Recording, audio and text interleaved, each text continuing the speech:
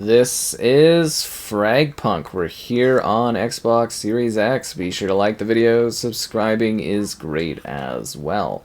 So this is a very interesting free-to-play shooter that, to me, is essentially just Counter-Strike, but with a card-based system that actually makes it rather fascinating to play.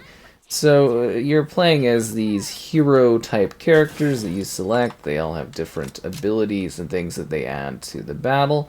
And then you're facing off in a series of scenarios that are constantly changing based on the cards that are selected. Oh no. At the start of every single round. So every single round is different. I guess I was making too much noise running around. I thought they were all going to be over there focused on the other position.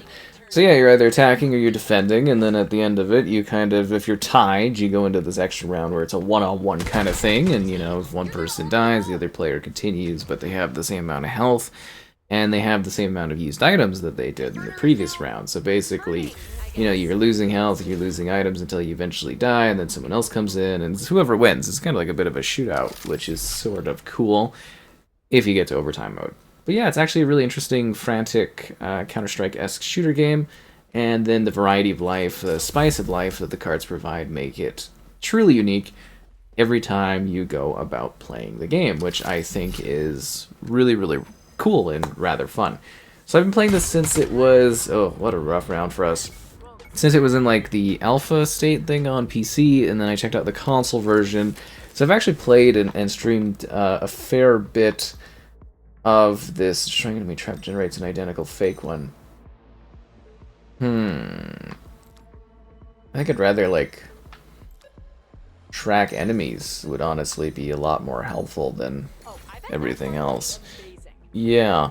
So you got matches that are relatively quick. You've got an interesting set of currently 12 hero characters that all do something different. Like for instance, my character here, I can set up little tiny I guess you would say mines. Well, they're more like defense turrets, I suppose you would say. And little walls, and I have this cute little thing called Chug Chug that I can throw around, and I can use as a bit of a, I don't know, distraction. I can damage some enemies with it. A neat little character that I can use. And then there's other characters, and one of them does like a bit of a sniping thing. Another character could shoot like a bit of a sand wall for cover. There's just like a variety of different kind of ways that these different heroes sort of battle and engage. And it's kind of like Valorant in that sort of a scenario.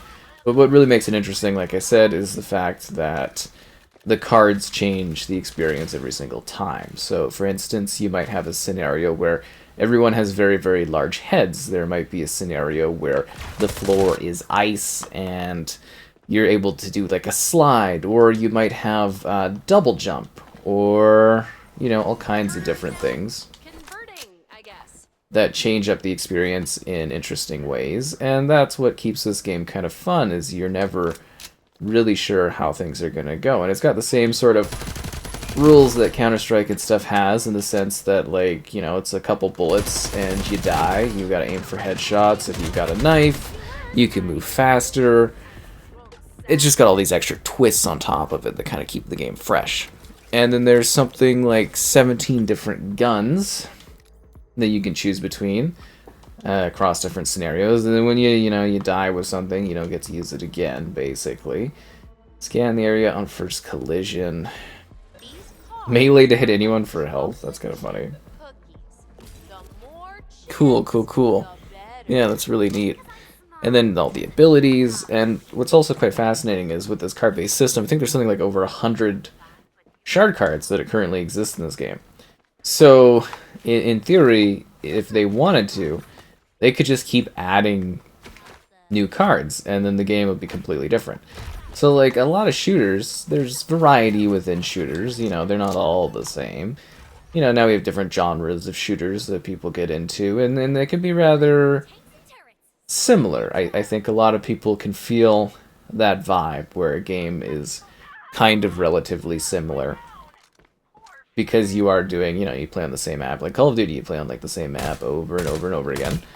And it's like, yeah, the players you compete against are different, and the scenarios are slightly different, but you are mostly doing the same sort of thing, right? Whereas in this game, every single time you do a round, it's going to be different. The players are different, the maps you get are different. There's actually like a really genuinely great selection of maps in this game. Like, it's got a variety of them, they're aesthetically quite different, and I think they all really do add something a little bit unique, just in terms of layout and design. And that's where this game can continue to become rather interesting and special, is that, like, literally adding a new card will change the game. Oh, great. Literally adding a new, map will change the game. Add a few cards and things completely change. I got that mine thing just totally got me, otherwise I would have snuck right in there. And, yeah, I would have done a lot better on that one. We are not doing well. But hey, matches are definitely quick and they save you a lot of time. I almost wish some of them were longer, if that makes sense, but spent by the enemies this round. A tariff? Wow, that is way too close to home on that one. That is for sure. Okay, so you've been seeing, I would assume, the info specs on the top left corner of the screen while we've been playing this. So there's actually 3 different graphical profiles to this game. So we're playing on the sort of balanced kind of quality mode, so kind of like a middle thing. It's all relatively the same. It's all like we're going for A. Oh, okay. I guess we'll go for A. It's all like a dynamic 4K, and it's all changing, but it's basically how sharp and everything it looks across different. Like it's how dynamic it is, or sort of how low it goes. But no matter how you go about it, you're gonna get like 120 FPS when you're playing this. It's all like pretty smooth. And again, consoles they don't go above 120 currently. That's just not how they're designed. Yeah. That's just like not how consoles are designed. So that's the internal like frame rate that it's giving out, or kind of building. Really, the whole team's there, and I get shot from behind. The whole squad. Oh god, these guys disappoint me. So anyways, so yeah, it's a quality preset, so you can do balance, and there's a few different ones. And then there's your FOV, you can do different filters if you want in order to change the aesthetics, post-processing intensity, menu frame rate options, and you can see gameplay unlimited, and it's like, you might as well just have that on. And then if you're getting screen tearing, they've got anti-tearing, and then there's visual simplification, which can be pretty useful, but we'll jump into another match and talk about this more. So as I was saying, visual simplification, if you find that the environment's a little too distracting because it's too detailed, some people really love this. I think it's a bit of a cheating method almost, but it just sort of streamlines the world so your eyes get caught less on things in the environment.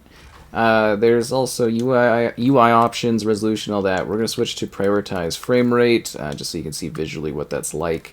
And then in general, there's also performance metrics, which are on by default, but there's also a colorblind mode, and I thought, just kind of quickly highlighting those would be good so you can see what that's like. But again, high frame rate, and it's just, I get why these settings are here. It's basically just sort of inheriting like an easygoing PC set of things, but yeah, it's just kind of really unnecessary having all these different choices, because they just sort of relatively do the same kind of thing. Like, honestly, you can pretty easily get away with just straight up playing this on the full quality mode, and I think it'll be pretty fluid and smooth, no matter how you're playing or what level or anything like that you're playing. I get why they're doing these options, and it's cool, but at the end of the day, it doesn't matter too much. I was kind of hoping this person would come here. I'm just wondering if I should clean out these mines or just kind of leave them. I think I should leave them a bit.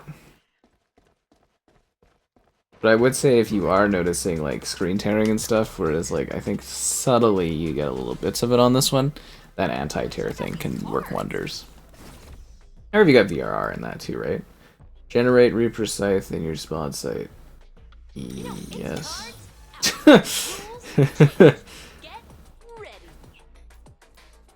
Yeah, I like the idea of that quite a bit.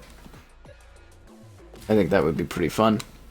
But yeah, no, they give you options and choices. Like, I think visually, it's good. The art direction's good all across the board. Video, we'll go over to prioritize graphic quality. And see still like the internal frame rate's like super high, and it's just like, yeah, it's not actually outputting that. If that makes sense, like it's not actually outputting that. Just because I know the consoles can't wait. Weren't we supposed to get like a scythe? Did somebody? Did we grab that?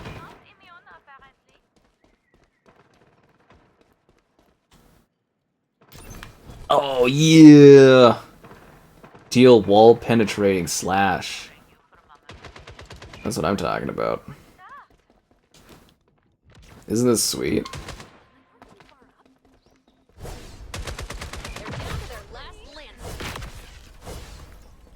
Through the wall! Through the wall! No one ever expects a scythe to cut through the wall. I guess I should have been attacking the whole time through it. See, it's stuff like this where it's like, yes, this game is like competitive, but it's also just kind of like a fun kind of game. Like, it's genuinely kind of interesting. It's probably stupid to run around like that, but we ended up winning anyways, so, you know, I got to have some fun, I got to show off a silly weapon, and I thought that was pretty cool. But going back to Counter-Strike rules, like, really, you can, you know, die pretty quick.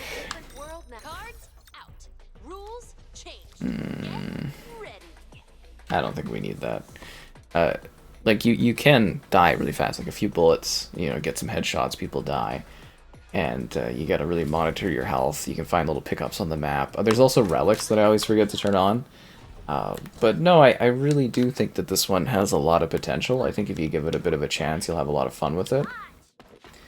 Just because I do find it to be a rather, you know, an intriguing game. I find the gameplay to be kind of fun and engaging, and the combat to be wildly different, and I like the different characters, you know, the different heroes.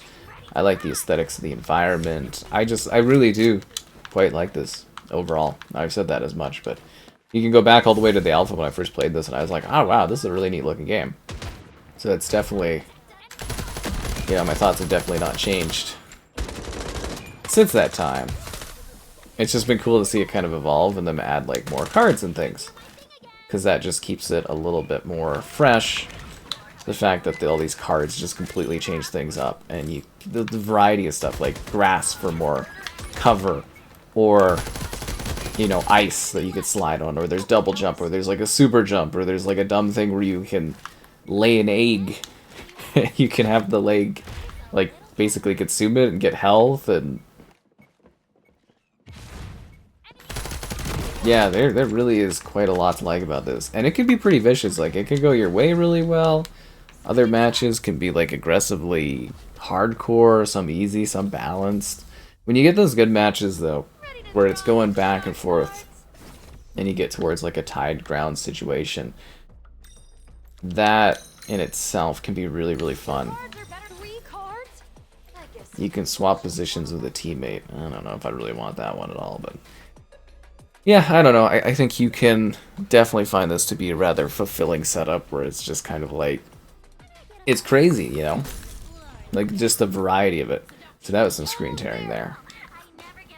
And that's something I really crave from games, especially shooters, where, like, shooters are, by nature, you know, repetition, right? You do the same sort of thing, you're battling, and it's like, the difference is every time you play, you're playing against different competitors, so the setup's a little bit unique and different, and it keeps things twisting and turning, and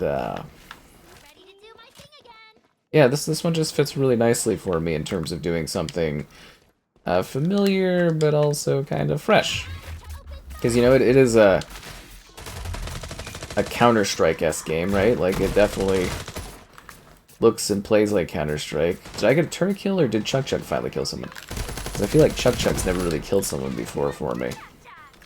Which I don't hate on Chuck Chuck. Chuck Chuck's more of a distraction, but yeah. Still nice. It would be nice to see Chuck Chuck get a W. Y'all even real players? Wow, that was ridiculous.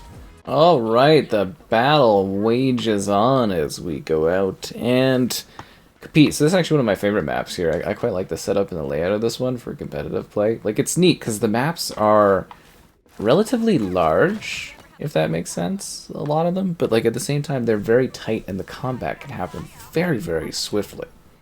I guess maybe this is one of their smaller ones, but maybe you get the idea of what I mean. There's like lots of winding paths and creative layouts that set up, you know, basically compose of these battlegrounds. And you can think like, oh, I'm here setting up for like 2 seconds, but you know, you can very easily run into a foe in like 2 seconds and everything can kind of change. And you might be caught off guard, or they might catch you off guard. And I think those dynamics are really fun in this one to play around with. The combat of it just works really well, and you gotta be careful about like the sound, how you're shooting. You know, if you're running too fast, it shows up on the map and everybody can see where you're going and stuff like that. And so it's just really, really quite cool. And then of course, if there's any other like little twists of things they've thrown on, and like, it'll take a lot to, like, at its core, it's a shooter game. So you go in, you blast some stuff, you know, it's pretty easy going. But like, it will actually take some time to properly fully understand like all the different mechanics and like what all the different heroes do, and then on top of that, how to best deal with like cards that pop up. And even then, you know, if you don't play for like a little bit or something, you come back, there might be a new card and that changes things up, and you're kind of building like a deck almost. You're sort of building a quirky deck of cards as you continue to play and experience things, and then you have more access to more wildness in your matches, which are fun. One-time shield with high damage reduction? I think we should put our money into this. A one-time shield with high damage reduction. Why would you not want that? You basically get to take a little bit of extra damage like it's a Halo thing. Pull the plug. Disable the cards? No! Oh, that sucks. Yeah, that is a crucial card, considering it gets rid of that little shield I wanted. Well, that kind of sucks. But yeah, no, it's pretty good looking. Yeah, it's a little less of a sharp full 4K, but you know, it's still, it looks really good, no matter which graphical mode you play, and you get a good frame rate, no matter how you're going about it, because it's a competitive game, so things move fast. You want to be able to, you know, get your strikes aimed. Also, there was somebody there. Why wasn't my turret shooting faster, and where did they come from? Did I just not notice? Okay, so that person walked this way, and my turret just wasn't... I guess I didn't check my corner as well, but my turret should have been doing a couple shots or something, and just being like, oh, there's somebody there. It would have made the world a difference for me. But no, sucks to suck. Yeah, right, eh? I don't know. I like this game a lot. That's mostly what I've tried to convey this whole time, is I really like the shooter. I hope the shooter does well. I know it's a very competitive space. I know there's a lot of challenge out there, and many, many options that, you know, can kind of make it hard for shooter games to kind of break out and be enjoyed by people. But if you like the setup, you like the idea of this game, I think if you come in here and you try it a bit and get used to some of the quirks, you'll have fun with it. Because, like, it's partially serious and it's partially silly and kind of partially dumb at the same time, but, like, dumb in the best of fun ways. Gain werewolf power. That's what I'm talking about. That's what I'm talking about. Gain werewolf power. The power evolves after the team does enough damage. Oh, that is hilarious. It's stuff like that that's just kind of fun. And there's certain cards, too, where it's sort of like a compounding thing.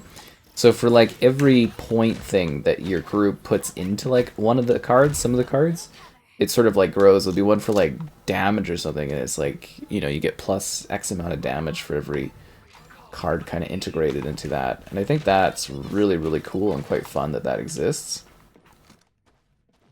And it's just quite a nice twist on everything.